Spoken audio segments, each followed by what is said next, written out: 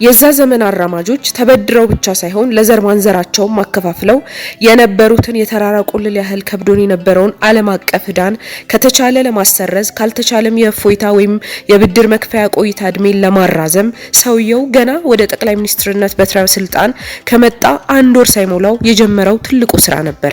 ባዶ ካዝና አይደለም ስጋዋ አጥንቷም ተበልቶ ነፍሷ ለመውጣት በማጣጣር ላይ ያለችን ሀገር ሜቴክ ህዳሴን እንደ ስም ተጠቅሞ በአጽሙ ያስቀረው ህዳሴን ከዳር ማድረስ አንዱን ጨርሶ የእርካታ ማዕበል ሳይያዙ ወደ ሌላው መቀጠል የመርከቧ ካፕቴን ሁሌም ባስተማማኝ መንገድ መርከቧን እየዘወራት ይገኛል።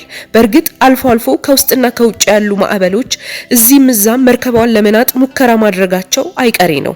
ታዲያ ይሄኔ ነው ሰውየው አብይ ባይሆን ኖሮ መርከቧ ምን ትሆን ነበር ስል ስጋቴ እጅግ የሚያይለው። የወጀቡ ብዛት የከፍታውን ልክ ያሳያል። በሀገር በቀል የኢኮኖሚ ማሻሻያው መሰረት ለጎረቤት ሀገራት የኃይል ምርት በመሸጥ ኢትዮጵያ ከፍተኛ ዶላር ማግኘት ላይ ትገኛለች። ሌሎች ሀገራት አሁን ከፍተኛ ኃይል ፍላጎትም እያሳዩ ይገኛሉ። ይሄ ለቀጣይ መጻኢ ተስፋችን ልዩ ብርሃንን የሚፈነጥቅ ነው።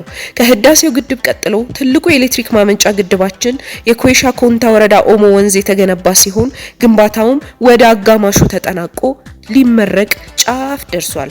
2.5 ቢሊዮን ዩሮ የሚያስወጣ ሲሆን ከፍታው ከ180 ሜትር በላይ ከህዳሴው ግድብ በከፍታ 35 ሜትር እንደሚበልጥም ይታወቃል።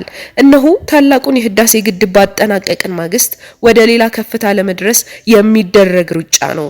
ሰውየው ያቅዳል። እቅዱን ለማሳካት ደግሞ ሌትና ቀን ከአፍሪካ እስከ አውሮፓ በሙሉ አቅም ይሮጣል።